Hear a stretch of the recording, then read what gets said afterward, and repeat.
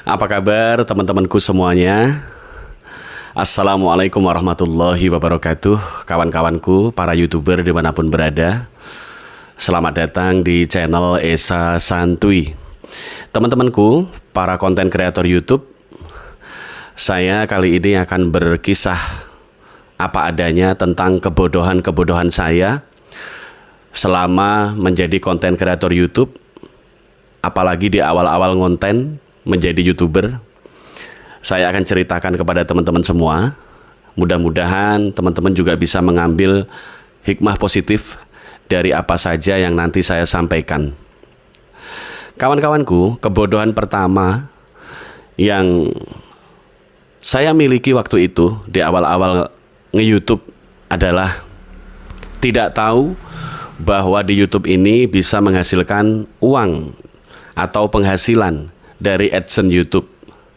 Nah, ini pada tahun 2011 saya memiliki channel-channel lama dan saya hanya upload video tanpa saya tahu. Waktu itu tujuan saya hanya menempatkan video-video tersebut di YouTube agar sebagai dokumentasi, dan saya tidak terpikirkan bahwa ternyata kalau kita konsisten di YouTube bisa menghasilkan penghasilan dari AdSense.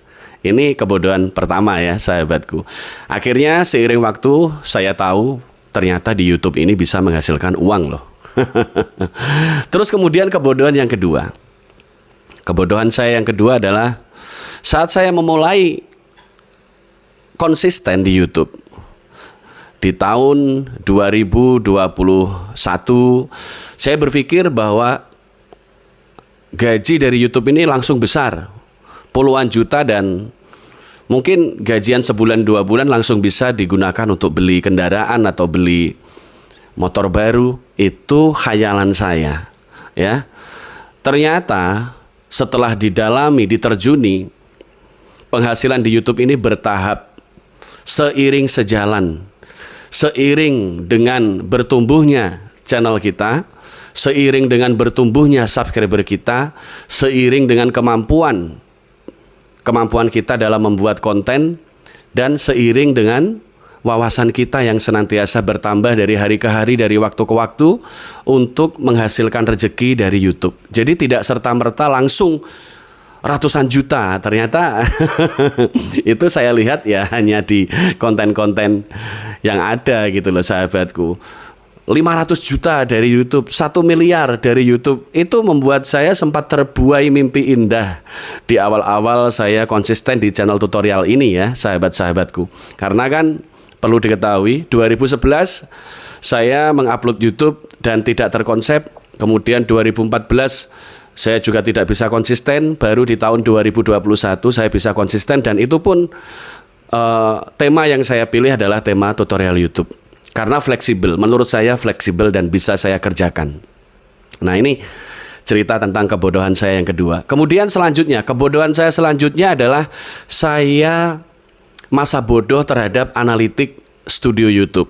Nah, ini juga kebodohan selanjutnya, ini kebodohan ketiga.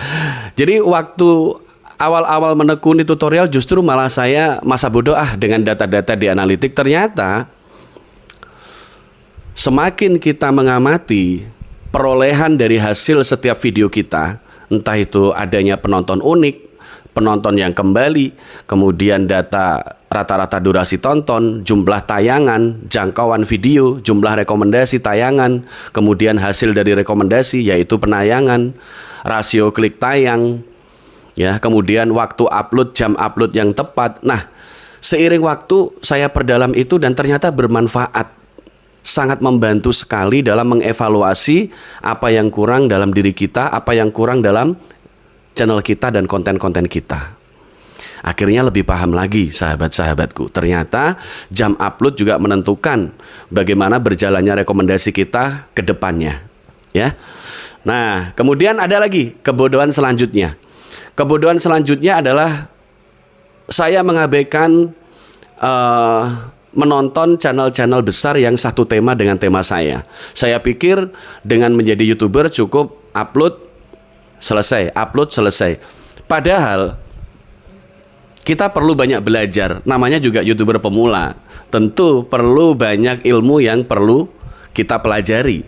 Nah, ternyata penting menonton channel-channel besar yang satu tema dengan tema kita. Tujuan yang pertama adalah melihat, mengamati, ya, apa yang mereka buat, bagaimana cara mereka mengeksekusi ide, bagaimana cara mereka menata kontennya, bagaimana cara mereka membuat penonton betah menonton video-video mereka, bagaimana mengkonsep ide menjadi sebuah konten yang menarik. Ini semua saya pelajari setelah saya memahami betapa pentingnya kita berguru kepada channel-channel besar yang satu tema dengan tema kita, agar kita bisa setidaknya membuat video yang hampir sama, agar rekomendasi juga tidak terlalu tertinggal jauh peringkatnya. Bagaimana mengejar rekomendasi dari channel-channel yang satu tema, agar kita ikut direkomendasikan, konten-konten kita ikut direkomendasikan, termasuk cara membuat thumbnail mereka bagaimana, konsep thumbnailnya seperti apa, font, warna huruf, gambar, deskripsi, kata kunci yang mereka gunakan. Saat kita buka deskripsinya, oh baru kita tahu ternyata perlu pembelajaran-pembelajaran seperti itu. Nah, ini ya kebodohan-kebodohan saya di awal yang mungkin juga ada mungkin teman-teman yang mengalami hal seperti ini ya. Cuek, masa bodoh, nggak mau belajar. Nah, ini kadang-kadang membuat kita tidak berkembang. Kemudian kebodohan saya selanjutnya ya adalah hanya menggunakan satu metode saja. Ya, hanya menggunakan satu metode saja, tidak menggabungkan beberapa metode. Jadi waktu itu yang saya percaya ya, kalau kita sudah membuat konten yang berbobot, konten yang memiliki isi dan manfaat, sudah cukup. Tanpa mempelajari ilmu lain. Ternyata masih banyak ilmu lain, sahabat-sahabatku. Bongkar pelan-pelan, ketemu akhirnya. Bagaimana memaksimalkan agar channel kita bisa ditemukan oleh banyak orang. Nah, ini ilmu penting. Kemudian saya tahu bagaimana agar video kita ditemukan oleh banyak orang dan direkomendasikan ke beranda masyarakat luas. Yang pertama tentunya kita perbaiki settingan channel kita. Kita masuk ke analitik studio versi desktop atau studio versi Chrome ya. Kemudian kita perbaiki setelan channel. Kata kunci apa saja di situ yang sesuai dengan tema kita. Kalau temanya pertanian ya kata kunci tentang pertanian ya. Kata kunci tentang horor, kalau temanya horor misalkan jenis-jenis hantu disebutkan, penampakan dan lain-lain. Kalau temanya tentang daily vlog ya mungkin jalan-jalan, terus kemudian menyebutkan nama-nama tempat wisata ya.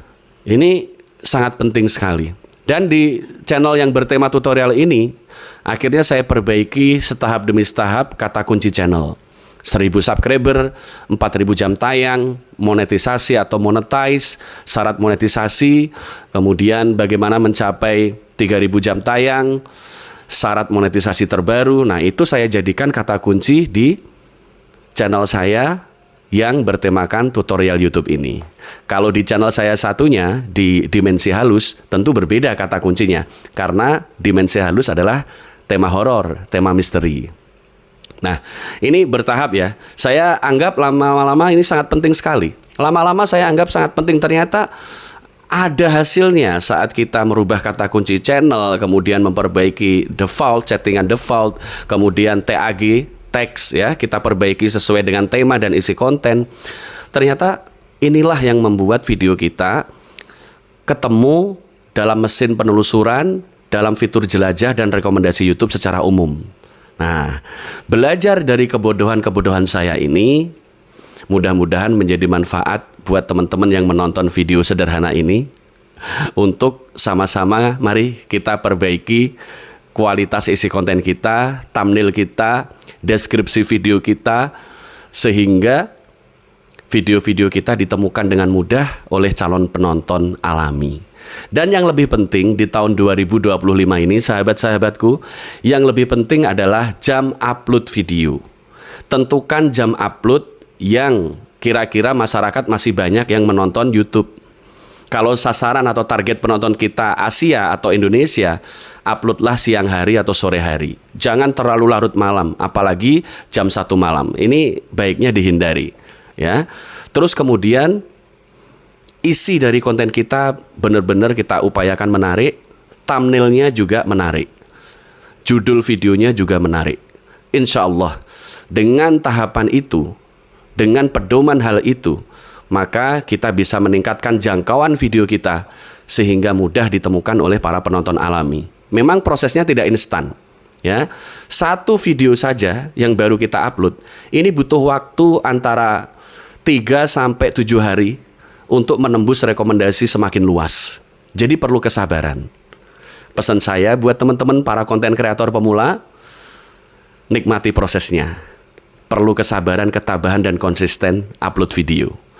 Semoga hal ini bermanfaat. Yuk tetap berkarya sahabatku. Yang belum monetisasi, mudah-mudahan segera mencapai monetisasi. Amin ya robbal alamin. Yang sudah monetisasi, semoga bisa meningkatkan intensitas upload video, meningkatkan kualitas konten, sehingga rutin gajian dari AdSense YouTube per bulan. Amin, amin ya robbal alamin. Wabillahi taufiq wal hidayah. Wassalamualaikum warahmatullahi wabarakatuh. Terima kasih sahabatku. Terima kasih.